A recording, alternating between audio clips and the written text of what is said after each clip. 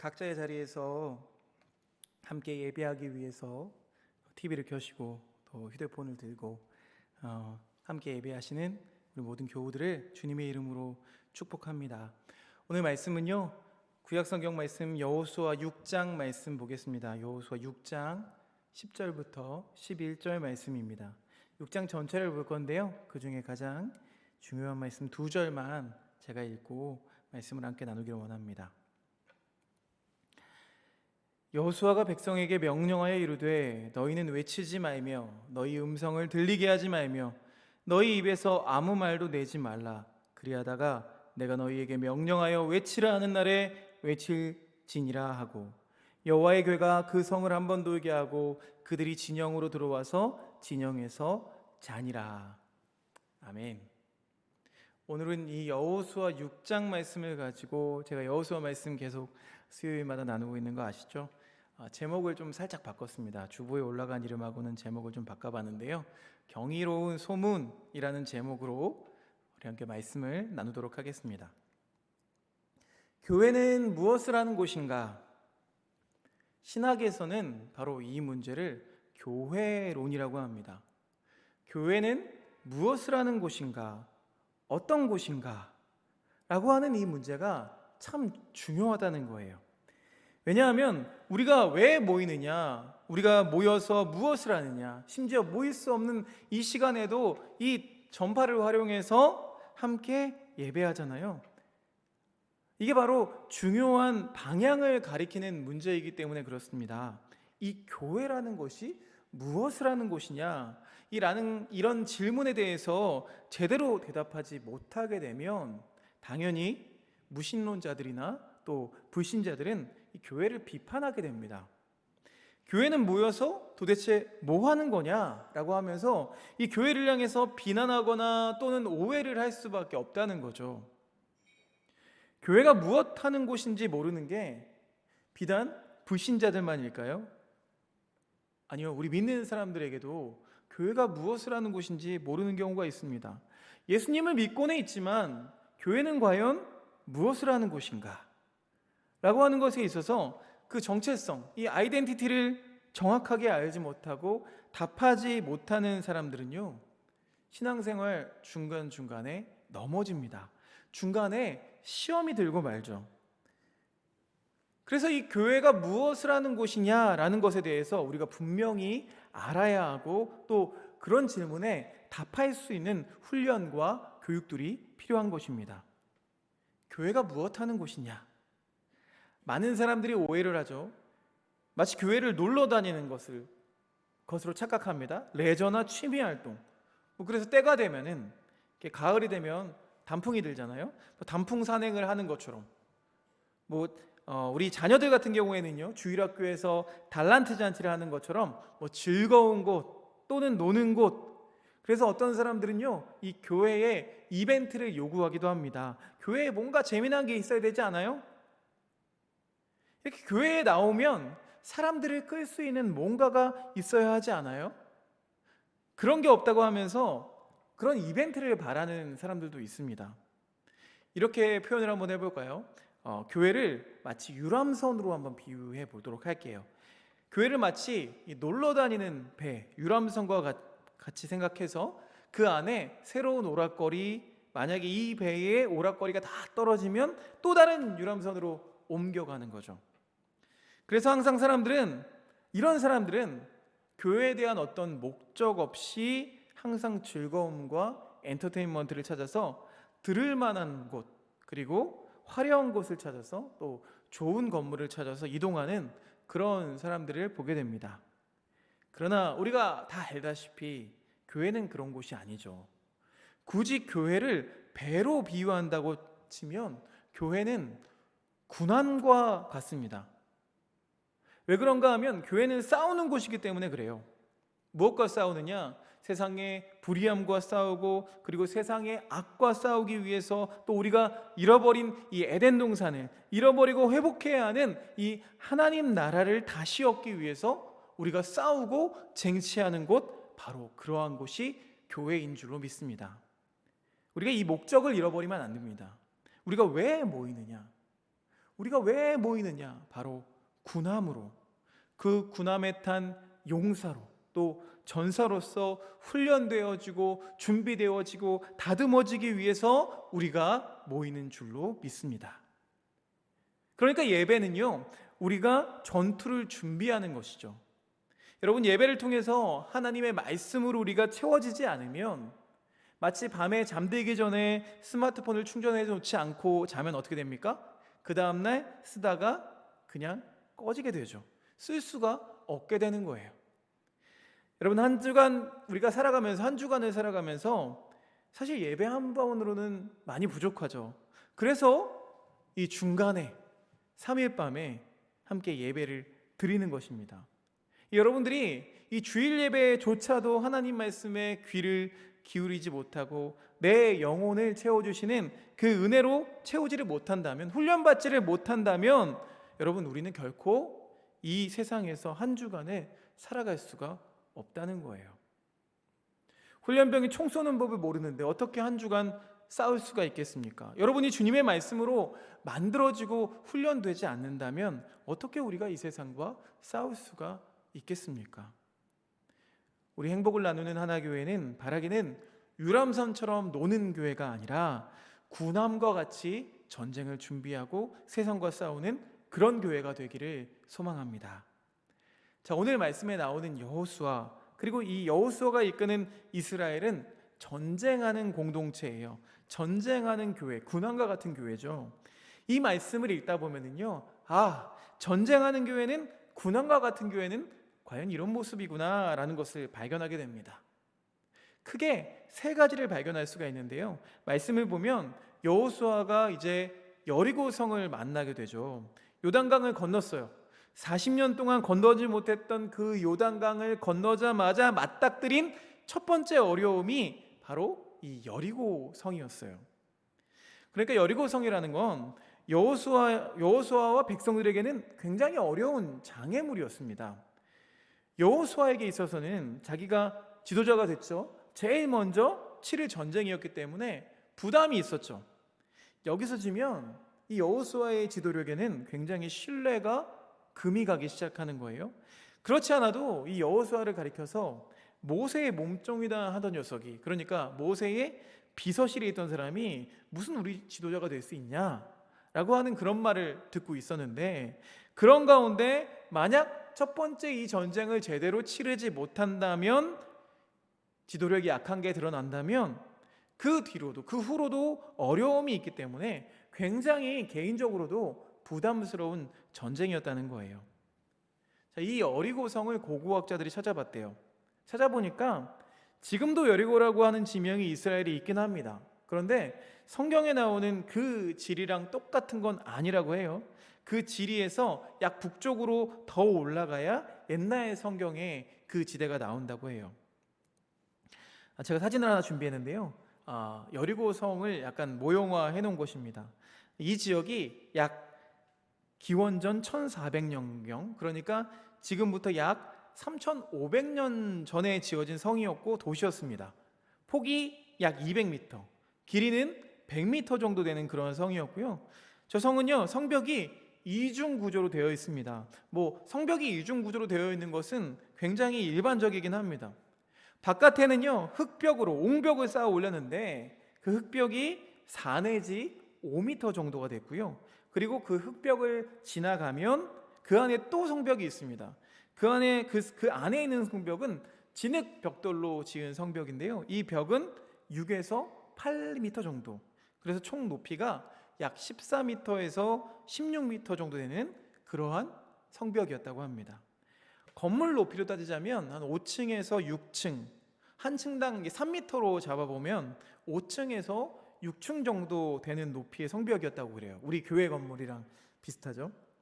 우리가 지금은 워낙 높은 곳에서, 또 큰 곳에서 많이들 사시다 보니까 별로 안 크네 그럴지도 모르겠어요. 그런데 굉장히 큰 거예요. 왜냐하면 우리나라 조선시대만 봐도 15세기 500년, 600년 전에 지어진 그런 건물들만 봐도 남대문이나 동대문, 이런 성의 높이가 5m, 6m 정도밖에 되지 않거든요. 그러니까 지금 이 여리고성은 15m가 넘죠. 그러니까 거의 3배가 넘는 3,500년 전인데 그렇게 높게 짓고 살았다는 거예요. 그러니까 그 당시에는 이게 굉장히 도시고 요새였다라고 말할 수 있다는 거죠. 자, 이런 요새가 있는데 이 요새가 1절을 보니까 뭐라고 되어 있느냐, 이렇게 묘사가 되어 있어요.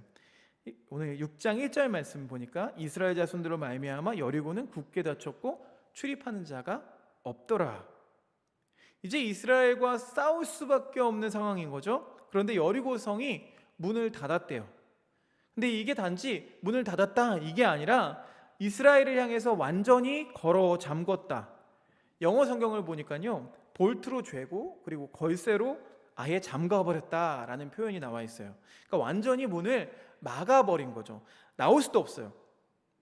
이스라엘 사람들이 들어오지 못하게 또 지나가지 못하게 완전히 닫혀버린 문을 가리키고 있습니다. 자, 이스라엘 사람들에게는 이 여리고성이라는 것이 큰 장애물이었어요. 큰 원수였죠. 가야 하는데 이제 시작인데 원수들이 앞을 막고 있는 거예요. 그러니까 이 길을 지나가야 하는데 그냥 지나가기에는 5, 6층짜리 성벽이 막고 있었다는 거죠. 그 요새가 막고 있기 때문에 함부로 지나가기 어려운 큰 장애물이었고 어려움이었다는 거예요. 여러분에게도 아마 이 여리고성이 있을 거예요. 우리 삶에도 또 경제적인 여리고성이 있을 수 있고 또 관계적인 여리고성이 있을 수 있어요. 또 우리 마음에도 큰 짐이 있어서 생각만 하면 막 한숨이 나오고 어깨가 저절로 막 아프게 만드는 그러한 여리고성들이 우리 앞에 있을지 모르겠습니다. 이 여리고성을 이 이스라엘 사람들은, 이 교회는 어떻게 이겨나갈까요? 이 모습을 보면 우리가 어떻게 해야 하는지, 우리가 어떻게 하면 우리의 이 여리고성을 이길 수 있는가라는 것을 우리에게 말해줍니다. 자, 어떻게 하느냐? 첫 번째는 믿음으로 뭉쳐진 교회가 되어야 합니다. 믿음으로 뭉쳐서 믿음으로 행진하는 교회가 되어야 해요. 1절 말씀 보니까 분명히 문이 닫혔다고 했어요. 근데 그 바로 뒷절 2절에서 이렇게 말씀해 주세요. 여호와께서 여호수아에게 이르시되 보라, 내가 여리고와 그 왕과 용사들을 내 손에 넘겨주었으니. 지금 여리고성이 꽉 닫혔다고 했어요. 그리고 아직 전쟁을 시작하지도 않았죠. 그런데 하나님이 전쟁도 시작되기 전에 뭐라고 하셨느냐? 보아라, 나를 보아라. 내가 이 여리고와 왕과 그리고 용사들 이 모든 것을 너희 손에 그냥 넘겨주겠다 라고 얘기를 하시는 거예요.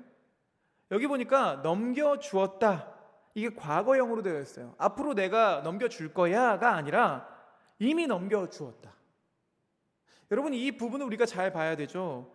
예수님을 믿는다는 건, 믿음이라고 하는 것은 하나님이 뭐라고 하시느냐, 이 전쟁이 시작되기도 전에 너는 이겼다 라고 우리에게 선언해 주신다는 거예요. 하나님은 우리에게 미리 말하세요. 너희는 이미 이겼다. 그런데 우리는 이 믿음이 없으면 어떻게 됩니까? 여리고성 앞에 앉아가지고 이 높은 성벽을 바라보면서 마음이 두려워지는 거예요. 내 인생 앞에 도저히 감당할 수 없는 이런 큰일이 있는데 내 능력으로도 안 되고 내 주머니의 힘으로도 안 되고 내 인간관계로도 안 되고, 우리 앞에 있는 이 여리고성을 바라보면서 믿음 없는 사람들은 의심하고 두려워하고 걱정하고 불안해하는 모습을 보이게 된다는 것입니다. 그러나 교회는 무엇입니까? 이 말씀을, 6장 2절에 하신 말씀을 그대로 믿는 것이 바로 교회입니다. 여러분이 이 말씀을 그대로 믿기를 소망합니다. 축복합니다. 우리가 그대로 믿어야 돼요. 하나님이 나에게 말씀해 주셨습니다. 나에게 이미 이 모든 것들을 이겼다 라고 말씀해 주셨다는 거예요. 내가 그대로 그것을 믿습니다 라고 하면서 우리가 확신을 가지고 나아가는 거예요. 그래서 믿음 있는 사람들은 두려워하지를 않아요. 왜냐하면 내 능력으로 사는 것이 아니라 하나님의 능력으로 살아가는 줄로 믿습니다. 그래서 이스라엘 백성들이 이 뒤에 어떻게 할까요? 전쟁을 준비합니다. 그런데 전쟁 준비를 무엇으로 하느냐? 사다리를 만들고 공성전을 펼치기 위해서 공성 무기를 만들고 칼을 갈고 일어나서 전쟁을 준비하는 게 아니에요. 이 사람들이 무엇을 준비하냐 하면 예배를 준비합니다. 그래서 행진을 하는데 군인들이 서고 그 뒤에 제사장들이 서고 언약궤가 서고 그러면서 거기서 뭘 하느냐? 다들 조용하게 있는 가운데 찬송을 부릅니다. 7명의 제사장들이 나팔을 힘차게 불면서 하나님이 우리와 함께 계신다 라는 선언을 하면서 예배를 드리는 모습이죠. 이 가장 중심에 언약궤와 제사장들이 있고 이 성을 돌면서 우리는 믿음으로 걷습니다. 우리는 찬송을 합니다 라고 하면서 이 성을 도는 모습, 성을 바라보는 모습을 우리가 말씀을 통해 발견하게 돼요.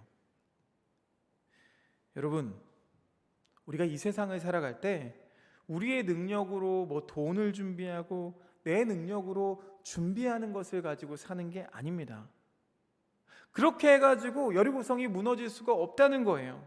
예배하는 사람이 승리하는 줄로 믿습니다. 예배하면서 이 하나님이 주시는 이 믿음으로, 하나님이 주시는 이 새 능력으로 우리가 채워질 때에 우리가 한 주간에 살아갈 수 있는 힘을 얻을 수 있다는 거예요. 여러분들이 어려운 일을 만날 때 취업을 앞두거나 입시를 앞두거나 큰 일을 앞둘 때에는 저절로 기도가 나오죠. 그럴 때 그때 우리 마음을 사로잡는 것이 무엇입니까? 두려움이라는 것이 다가오죠. 걱정이라는 것이 다가옵니다. 우리를 사로잡은 세상이 주는 것은 항상 그런 마음들이죠. 우리에게 두려움, 걱정, 불안으로 우리를 채우면서 우리의 마음을 답답하게 강박하게 만들어요. 그런데 그것을 깨트릴 수 있는 것은 딱 한 가지죠. 그것이 무엇입니까? 오직 믿음인 줄로 믿습니다. 하나님이 나를 붙들어 주신다는 그 사실을 알 때에, 믿을 때에 우리의 모든 두려움이 떠나가게 되는 것이지 내 능력으로 모든 것을 할 수가 없다는 거예요. 믿음으로 살아가는 여러분과 우리 교회가 되기를 소망합니다. 자, 두 번째는 뭐라고 나오죠? 믿음으로 끝까지 채우는 교회입니다. 믿음으로 끝까지 채운대요. 지금 믿음으로 하는 이 행진을 하고 있는 이 이스라엘 백성들을 보면은요, 오늘 말씀 여호수아 6장을 보면 숫자 7이 자주 등장을 해요. 하나님이 이스라엘 백성에게 이제 전쟁 준비를 해라, 공성 무기를 준비해라 그러지 않으셨다 그랬죠? 뭐라고 하셨느냐? 이 백성들에게 걸어가라. 그렇게 행진을 하게 하시는데 맨 앞에는 군대가 앞장서고 그 뒤에 7 나팔이 있었고 그 다음에는 7 제사장이 있었어요. 그리고 언약궤가 있었죠. 그리고 이 사람들이 이 성을 7일 동안 돌아요. 그리고 마지막 7째 날에는 7번을 돌아요.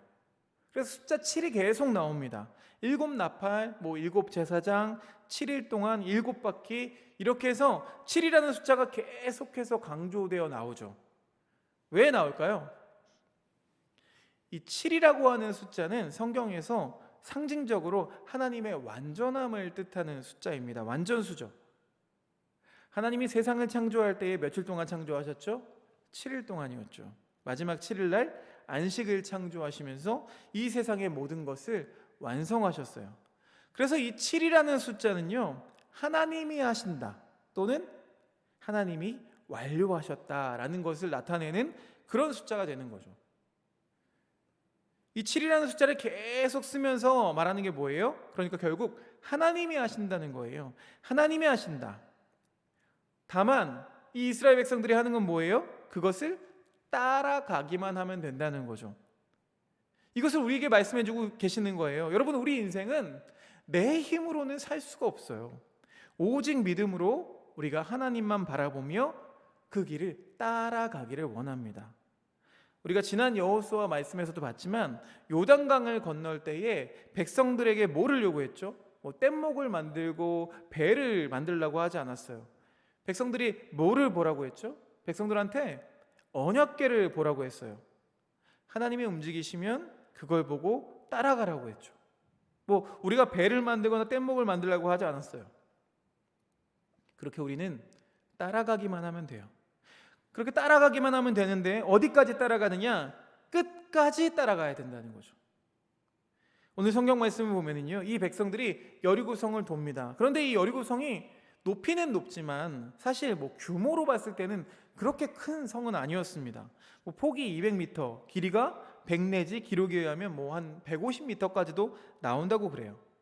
그런데 이 성을 한 바퀴 도는 게 천천히 걸어도 약 30분이면 다 돌 수 있다고 그래요.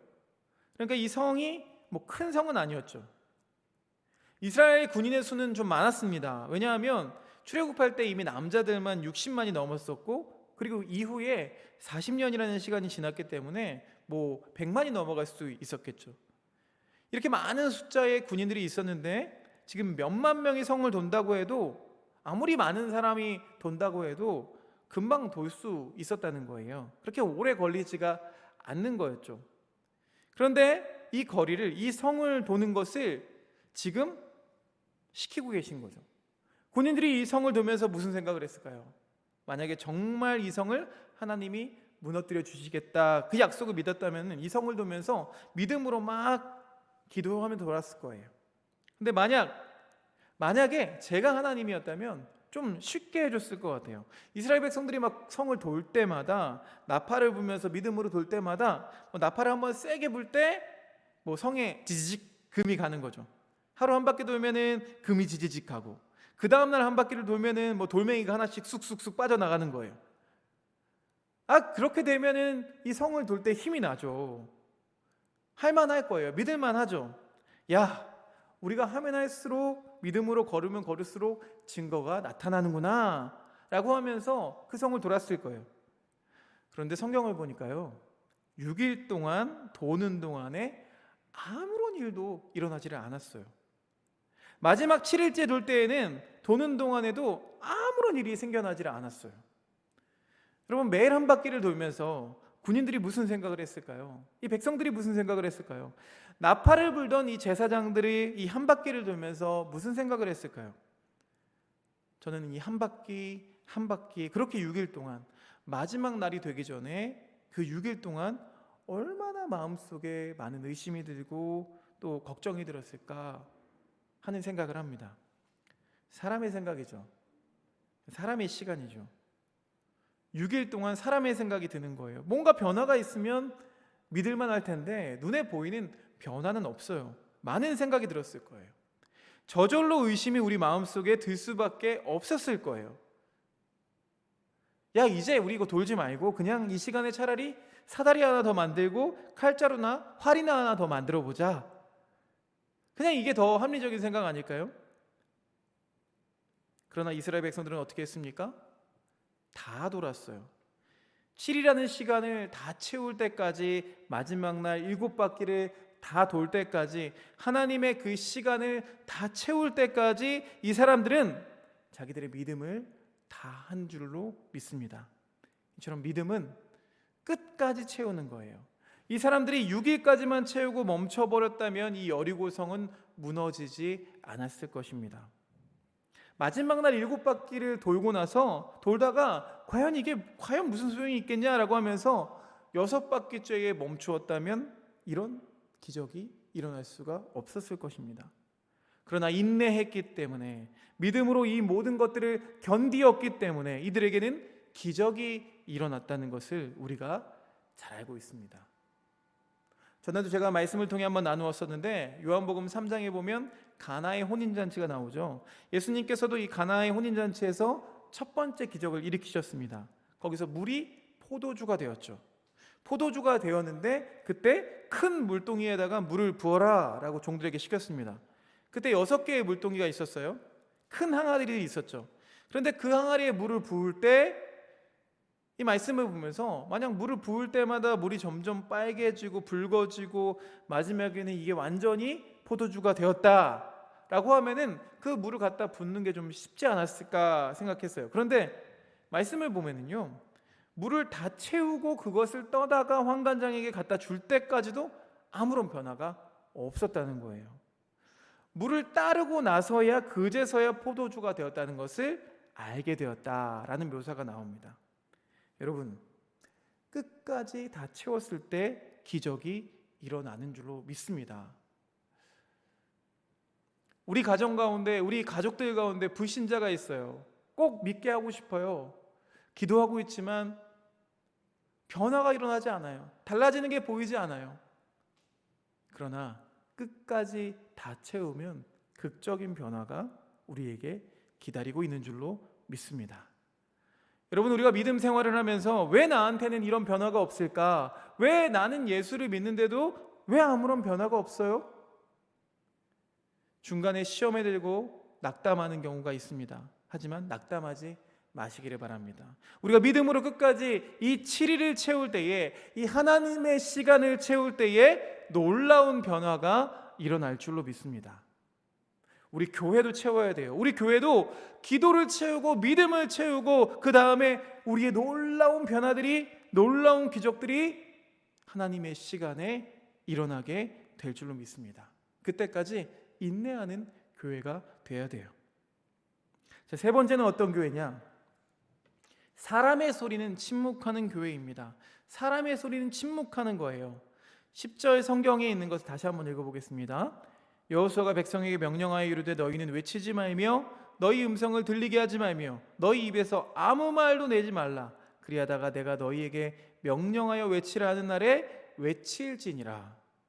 여호수아가 명령을 하죠. 뭐라고 명령하느냐? 너희는 외치지 말며 아무 소리도 들리게 하지 말며 아무 말도 내지 말라. 그런데 과연 이게 쉬울까요? 어려울까요? 어려운 일이에요. 왜냐하면 한 100명쯤이면 쉬울 거예요. 근데 군인들이 많고요. 수십만, 수백만 명의 사람들이 이 성을 하루에 한 바퀴씩 도는 거죠. 이걸 돌면서, 그걸 돌면서 얼마나 말을 하고 싶겠어요. 여호수아가 명령을 합니다. 절대로 말하지 마라. 그런데 하지 말라 그러면 꼭 하고 싶은 사람들이 있죠. 걸어가면서 야, 이거 여호수아 제정신이냐? 이런 말을 했을까요? 안 했을까요? 하고 싶은 마음이 막 목구멍까지 올라왔을 거예요. 아마 굴뚝 같았을 거예요. 왜냐하면 상식적으로 말이 안 되잖아요. 사다리를 만들자고 해야지 아무 말도 하지 말고 돌라고 하는 거예요. 아무리 요단강이 갈라지는 것을 경험했다고 할지라도 여러분, 이들 마음속에는 의심이 있을 수밖에 없었어요. 자, 또 말을 안 할 수가 없어요. 왜냐하면요, 전쟁을 하니까 여리고 성벽 위에 여리고 군인들이 있을 거란 말이에요. 그냥 그 군인들이 조용히 지켜보기만 하겠어요? 심리전이라고 하죠. 결코 그렇게 하지 않습니다. 온갖 욕을 하고 온갖 비난을 하고 니들이 겁 많으니까 삥삥 돌기만 하지 니들이 믿는 하나님이 어디 있냐? 이 겁쟁이들아. 그런 온갖 욕설들을 수없이 퍼부었을 거예요. 그런 일들을 겪으면서, 그런 소리를 들으면서 이 군인들이 얼마나 말하고 싶고 큰 소리로 자기들도 욕하고 싶고 외치고 싶은 그런 생각이 얼마나 많이 있었겠어요. 그런데 이 군인들이 어떻게 합니까? 그것도 100명도 아니고 수만 명, 수십만 명의 군인들이, 모든 백성들이 어떻게 해요? 여호수아의 명령에 순종을 해요.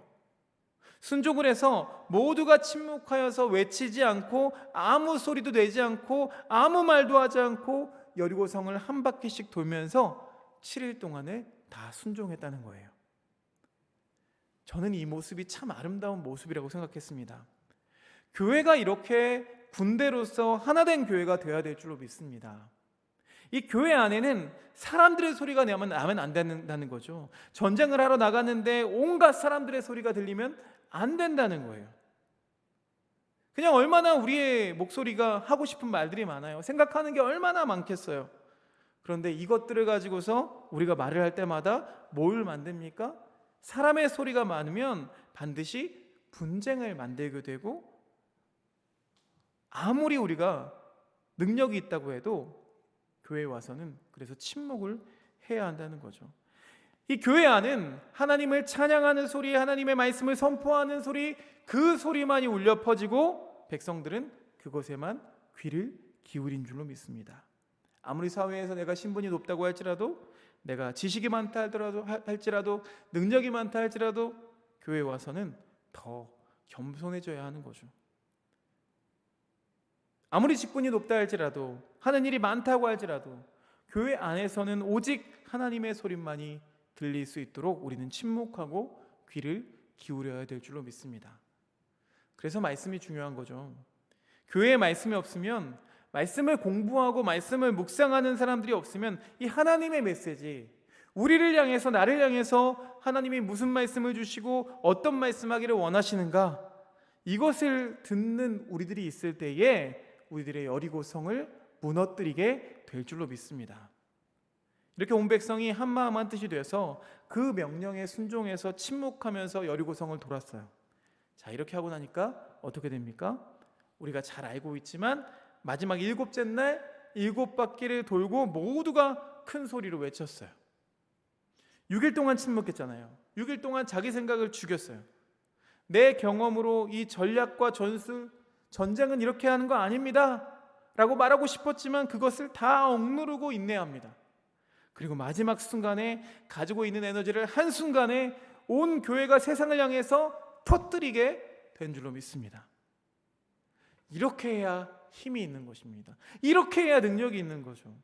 온 교회가 자기의 힘과 에너지와 물질과 이 모든 것들을 말씀에 따라 준비하고 훈련받고 그랬다가 마지막 때에 이 하나님의 때가 되었을 때에 이것을 드러내니까 한 소리로 외치니까 어떻게 돼요? 능력의 소리가 되었다는 거예요. 여리고성을 무너뜨릴 수 있는 그런 소리가 되었다는 것입니다. 우리 교회도 이런 소리를 내야 돼요. 사람의 말과 내 경험과 내가 과거에도 이랬는데, 제가 목회하면서 제일 힘든 말이 무언가 생각해 봤는데요, 나한테 상처를 주고 나를 아프게 했던 그런 말보다 무언가 열정을 가지고 이거 한번 이렇게 해볼까요? 라고 했는데 에이 그거 다 해본 거고 해도 잘 안 될 거예요. 이 말이 너무나 힘들고 싫었어요.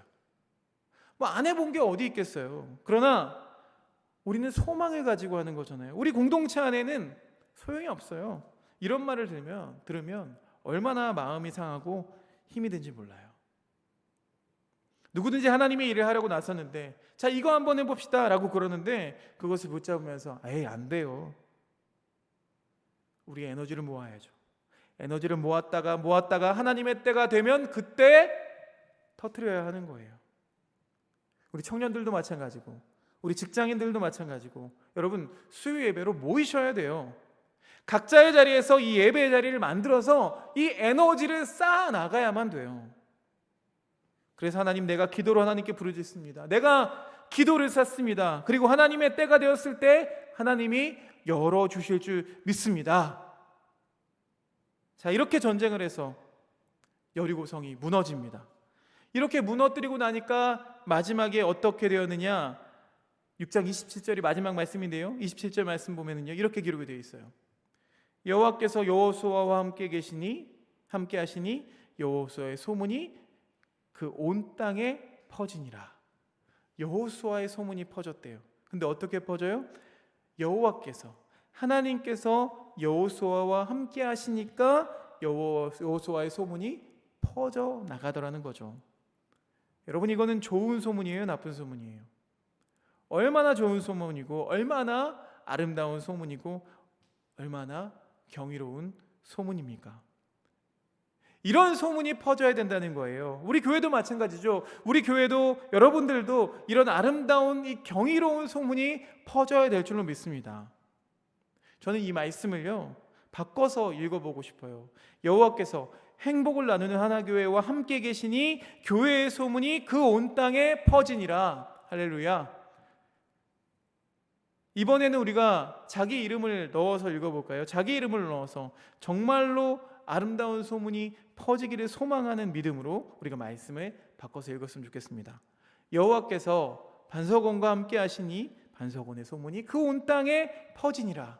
할렐루야. 이렇게 읽으니까 더 좋죠. 여호와께서 그 하나님이 나와 함께 계시니 연약하고 힘이 없는 나와 함께 계시니까 연약하지만 그런 아름다운 소문이 그 온 땅에, 나의 직장 가운데 또 내 사업장 가운데 내 학교 가운데 두루두루 퍼지니라. 요즘과 같이 나쁜 소문들이 많이 퍼지는 이 땅 가운데서 좋은 소식 듣기가 어려운 이 시대 속에서 우리가 아름다운 소문들, 하나님께 영광 돌리는 소문들, 행복을 나누는 하나교회에는 진짜 말씀이 있더라, 진짜 예배가 있더라, 이 교회에 오니까 진짜 사랑이 있고 정말로 아름다운 교제가 있더라 하는 이런 아름답고 경이로운 소문들이 여러분과 여러분의 자녀들 가운데, 여러분의 가정들 가운데, 여러분의 계신 곳 가운데, 직장 가운데, 사업장 가운데 정말로 저 사람은 하나님의 사람이더라, 그렇게 사람들에게 들려줄 수 있는 여러분들 삶이 되시기를 주님의 이름으로 축원드립니다. 우리 이 시간 함께 기도하기를 원합니다. 이